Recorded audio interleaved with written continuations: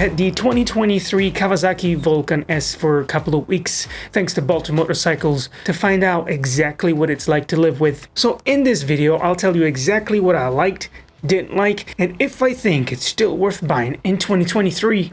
Now, bear in mind that there's already a first impressions review of this bike that I posted here on the channel a couple of weeks ago, so definitely go check it out. I'll leave a link down in the description below. Also, if you're new here and you want to see more videos like this, subscribe to the channel and hit the bell icon so you don't miss out on the next one. Well, now, what about the Kawasaki Vulcan S and what it was like to live with? Well, to be completely honest with you, I admire Kawasaki for being the only manufacturer that still has a urban cruiser of this sort of middleweight displacement on the market. There's nothing out there right now. Everything has moved to modern, classic, retro-looking bikes, and there's just not enough cruisers on the market right now. So how does it compare to its main competitors in the middleweight class, such as the Royal Enfield Super Meteor 650, the Honda Rebel 500, perhaps the Benelli 502C, and some others? Well, let's take a closer look here in this video, and let's start by talking about its performance. The Kawasaki Vulcan S comes out on top here and at first place, especially considering the price point.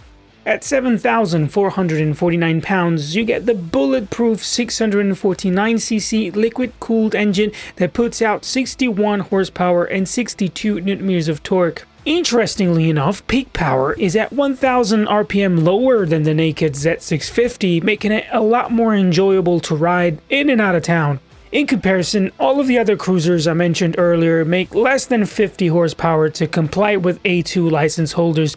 So the Royal Enfield Super Meteor 650 feels a little out of breath compared to the Vulcan S due to its heavy weight. Both the Honda CMX 500 Rebel and the Benelli 502 Cruiser feel just a bit quicker, but lack of the quirkiness and coolness of the air-cooled Royal Enfield engine.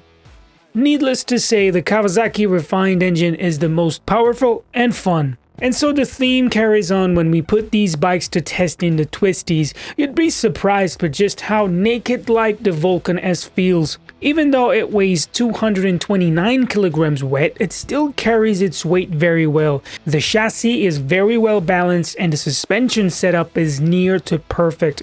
Now, I've mentioned in my previous video on this bike that I felt a little cramped because of the mid-position foot pegs. I have tried to change those to forwards, but then it just wasn't as fun in the twisties. So I ended up going back to the middle position and that worked best for me.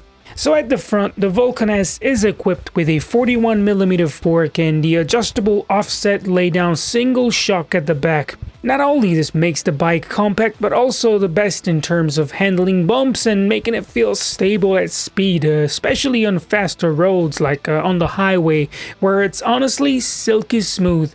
The brakes could be better though. At the front, there's only a single 300mm disc with a 2-pot caliper and a single 250mm disc with a single piston calipers at the back. There's definitely a reassuring stopping power, but I always found myself wanting just a little bit more.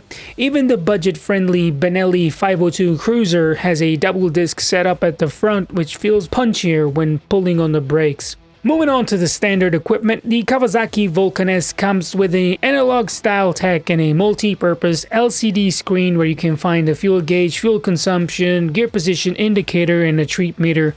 It's definitely not the shiniest of the bunch and could probably do with an update, but it works well enough. The Royal Enfield Super Meteor 650's dash is the best in my opinion, with a touch of retro and modern. The Tripper navigation is one of the nicest and easiest turn-by-turn systems you can find on a motorcycle. In terms of rider aids, there's not much in this middleweight class. ABS is standard on all the bikes and that's pretty much all you need anyways in my opinion.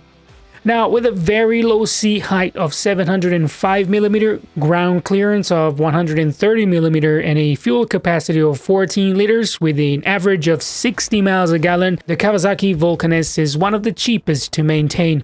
On average, you can expect to spend about £200 a year in service costs.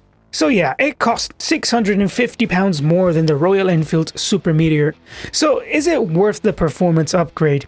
I get that not everybody wants and needs that kind of power in a middleweight cruiser, and that the Meteor will do the job just fine considering its fantastic looks, but I'm honestly shocked with the lack of choice in this category and wish to see more in the coming years. The CMX 1100 Rebel from Honda is just too expensive, and the new Kiwi MBP C650V is about to come out soon, and that's one of the cruisers I'm most looking forward to riding this season, as it's got the Kawasaki performance but better chassis specs as well.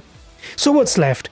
Well, the MOTO Guzzi V9 bobber is again too expensive, and the Triumph and Harley alternatives are too, so yeah, honestly, Kawasaki has a winner in the middleweight cruiser class with the Vulcan S in 2023. And well, I think that's a wrap on the Kawasaki Vulcan S. Let me know what you think in the comments below. Do you own one? What have you done to your bike to make it better? And what would you like to see next reviewed on the channel? Like always, like and subscribe, and I'll catch you in the next one.